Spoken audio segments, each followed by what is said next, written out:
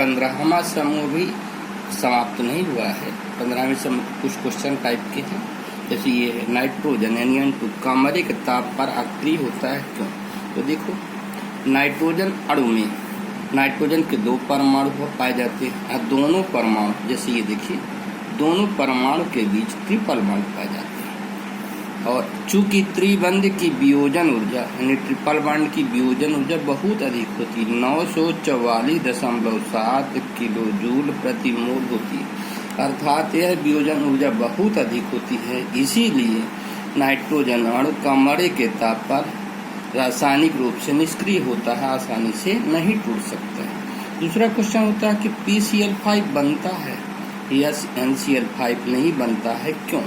या ऐसा भी कह सकते हैं कि R3P डबल बॉन्ड O बनता है, लेकिन R3N डबल बॉन्ड O नहीं क्यों।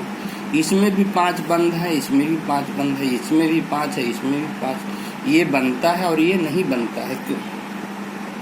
नाइट्रोजन को छोड़कर शेष सभी तत्वों के आउटर सेल यानी बाह्य कोश में रिक्त D उपकोष पाया जाता है।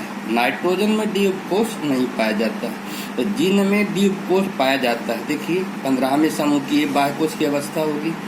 S ऑर्बिटल में युग्मित इलेक्ट्रॉन है, अब P ऑर्बिटल में 3 अयुग्मित है, तो नाइट्रोजन की अवस्था होती है।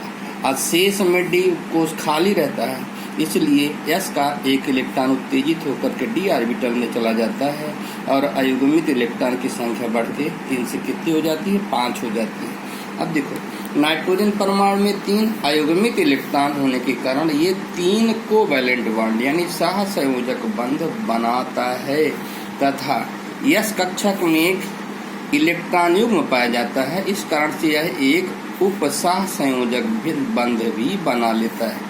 इसी कारण से नाइट्रोजन NCl3 बना सकता है, लेकिन NCl5 नहीं, या R3N डबल बॉन्ड O नहीं।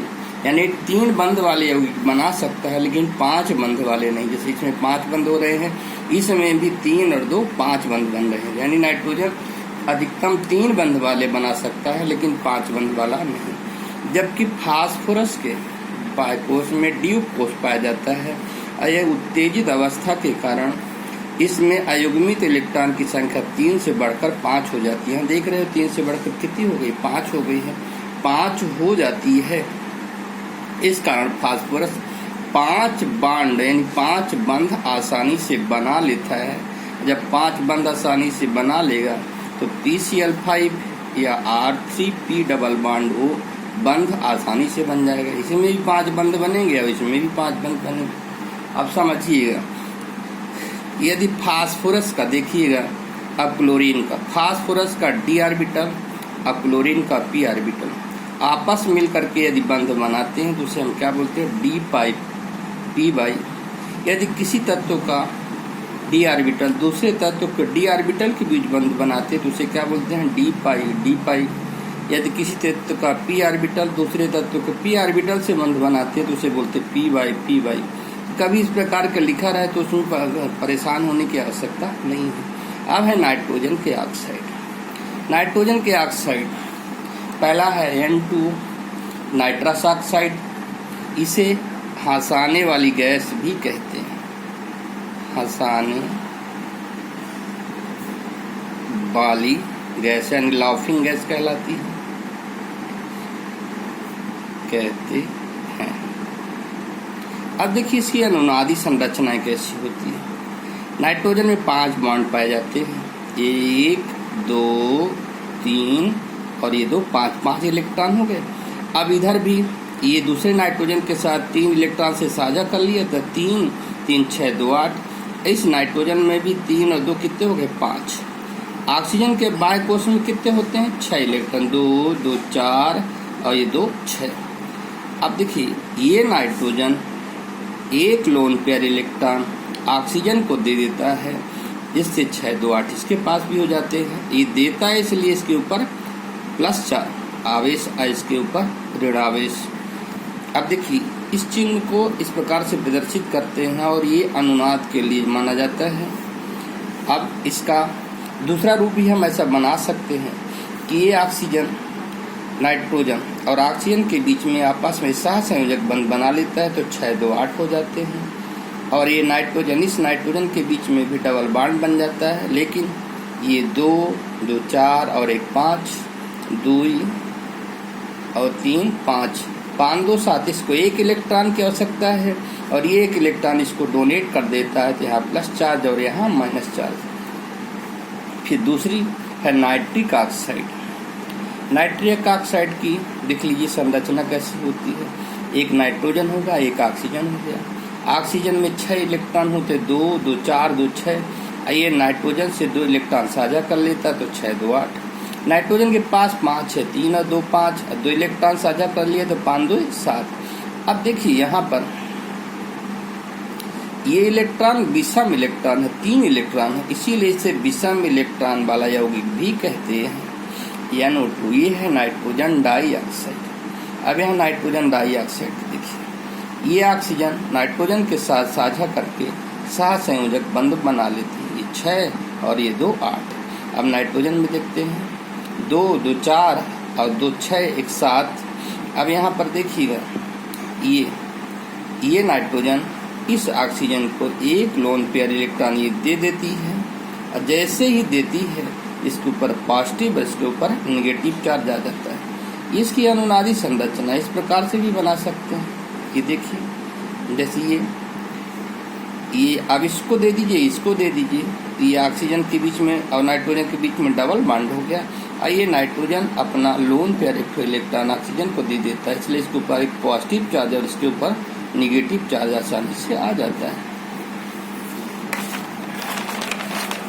फिर है N2O3, इसे कहते हैं नाइट्रोजन ट्राइऑक्साइड। देख लीजिए N2 नाइट्रोजन के बीच में एक इलेक्ट्रॉनों की साझेदारी, और ये नाइट्रोजन 2 इलेक्ट्रॉनों की साझेदारी कर लेती तो 6 और 2 8, 2 2 4 5 और 1 6। आसानी से इसके पास भी हो गए 2, यहाँ ध्यान दीजिएगा 2 3 5 1 6 और 2 8। अब इसमें आ जाते हैं, ये ऑक्सीजन इस नाइट्रोजन के साथ 2 इलेक्ट्रॉनों की साझेदारी कर लेता है और एक लोन पेयर इलेक्ट्रॉन ये नाइट्रोजन ऑक्सीजन को दे देता है, जिसके कारण इसकी भी पूरी संयोजकता हो जाती है। दे रहा है इसलिए पॉजिटिव चार्ज, ले रहा है इसलिए नेगेटिव चार्ज। अब है N2O4 नाइट्रोजन टेट्रा ऑक्साइड। देखिए दोनों नाइट्रोजन के बीच में एक इलेक्ट्रॉन की साझेदारी और 2 इलेक्ट्रॉनों की साझेदारी ने ऑक्सीजन से कर लेते हैं। अब बचन के पास कितने 2 इलेक्ट्रॉन, और ये 2 इलेक्ट्रॉन दोनों ऑक्सीजन को दे देते हैं, इसलिए इसके ऊपर पॉजिटिव, इसके ऊपर पॉजिटिव, इसके ऊपर नेगेटिव और इसके ऊपर नेगेटिव। N2O5 नाइट्रोजन पेंटा ऑक्साइड। नाइट्रोजन टेट्रा ऑक्साइड और पेंटा ऑक्साइड में थोड़ा अंतर होता है। यदि बीच में हम ऑक्सीजन जोड़ दिया जाए तो नाइट्रोजन पेंटा ऑक्साइड की संरचना आसानी से बन जाती है। देख लीजिए, ये नाइट्रोजन और ये नाइट्रोजन के बीच में ऑक्सीजन एक इलेक्ट्रॉनों की साझेदारी कर लिए। ये N2O और NO उदासीन होती हैं, और शेष नाइट्रोजन के सभी ऑक्साइड कैसे होते हैं, अम्लीय होते हैं। देखो बच्चों, 15 हमें समूह के हाइड्राइड हम आपको पहले ही वीडियो में भेज चुके हैं, इसलिए उसे आप दोबारा बताने की जरूरत नहीं है। यहाँ से 15वें समूह के गुण सभी तरह से समाप्त हो जाते हैं। अब आ जाते हैं कंपाउंड। कंपाउंड में हम सबसे पहले लेते हैं नाइट्रोजन ये N2।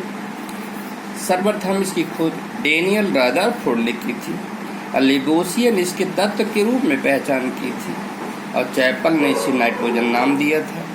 बनाने की विधि सोडियम नाइट्राइट तथा अमोनियम क्लोराइड से, इसे प्रयोगशाला विधि भी कहते हैं। सोडियम नाइट्राइट का सूत्र क्या होता है,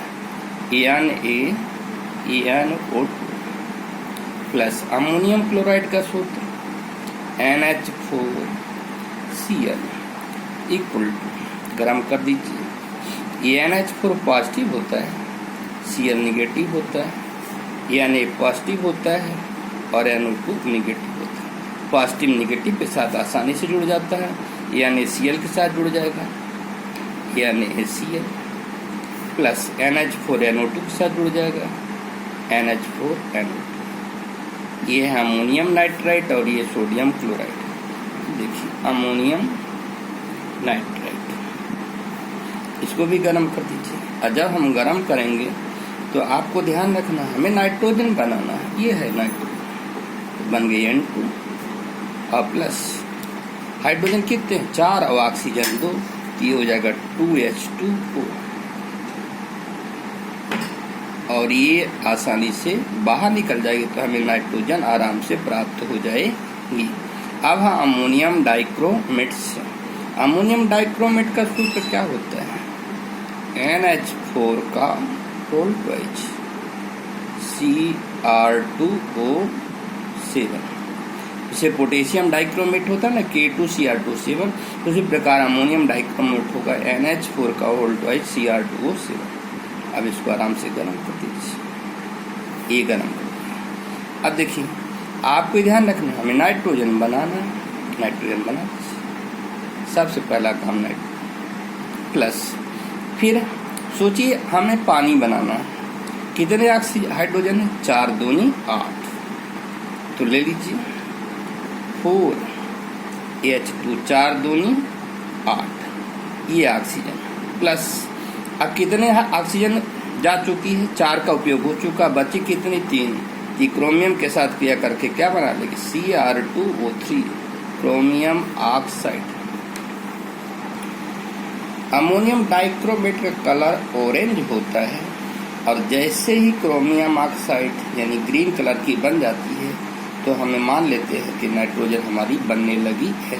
ये कभी कभी ऑब्जेक्टिव में पूछ सकता है, उस यौगिक का नाम बताइए या सूत्र बताइए या वो उस क्रिया का को लिखिए जिसमें एक कंपाउंड ऑरेंज से ग्रीन कंपाउंड में बदल जाता है, तो इसके बारे में ही लिखना है। अब तीसरा बनाने की विधि लेते हैं और वो है बेरियम एजाइड। तो यह सबसे विशेष ध्यान देने की आवश्यकता है। एजाइड का सूत्र होता है N3H लिखा हुआ है, हाइड्राजोइक अम्ल कहलाता है। अधिकतर बच्चे गलत कर लेते हैं क्योंकि वो लिख देते हैं NH3 और NH3 ये है NaH3। ध्यान दीजिएगा NH3 में हाइड्रोजन 3 होता है, नाइट्रोजन 1 होता है, और हाइड्राजोइक एसिड में नाइट्रोजन 3 और हाइड्रोजन 1 होती है। ठीक, अब देखिए एक हाइड्रोजन जब छोड़ देगी तो इसके ऊपर पॉजिटिव चार्ज और इसके ऊपर क्या होगा नेगेटिव चार्ज, यानी इससे जुड़ने वाला एक ही है। जब हम बैरियम एजाइड की बात करते हैं तो बैरियम एजाइड की संयोजकता कितनी होती है 2, इसलिए से एजाइड कैसे जुड़ेंगे 2, तो इसका सूत्र हो जाएगा BaN3 का होल ट्वाइस। फिर दूसरा देखिए ये है सोडियम एजाइड, और सोडियम यहाँ पर एक वही हाइड्रोजन जैसी स्थिति होगी, एजाइड पर एक ऋणात्मक होगा, सोडियम पर एक धनात्मक होगा। ये आसानी से अब इसको गर्म करते हैं, जैसे ही गर्म करते हैं तो बैरियम अलग हो जाता है, ये बैरियम अलग। इस सदैव ध्यान रखिए ये जो समूह कहीं पर यदि जुड़ा है तो नाइट्रोजन अवश्य निकलती है, तो ये नाइट्रोजन निकल जाए। नाइट्रोजन निकला तो कितना हो गया 3 दूनी 6, इसको भी हम लिख देंगे 3 दूनी 6। आप देख रहे हैं कि नाइट्रोजन बन चुकी है, ये सॉलिड रहता है और ये नाइट्रोजन। यहाँ ध्यान रखिएगा एजाइड के द्वारा नाइट्रोजन प्राप्त करने की ये सबसे उत्तम विधि मानी जाती है। यदि कभी परीक्षा में आ गया कि नाइट्रोजन प्राप्त करने की उत्तम विधि सबसे कौन सी होती है, वो होती है एजाइड। अब जैसे इसको हम गर्म करते हैं तो देखिए नाइट्रोजन तो तय है, नाइट्रोजन निकल गया, अशेष क्या बचा धातु अलग हो गया सोडियम। अब ये है 3 दूनी 6, तो इसको ऐसा कर देंगे हम कैसे 2 3 6, 3 दूनी 6, यहाँ पर सोडियम कर दीजिए। ये नाइट्रोजन ये सॉलिड है और ये गैस रूप में है। ये विधि कैसी होती है एजाइड प्राप्त करने की सबसे उत्तम विधि मानी जाती है। यहाँ से बनाने की विधि खत्म होगी। अगले वीडियो में हम आपको इसकी रासायनिक गुण के बारे में बताएंगे।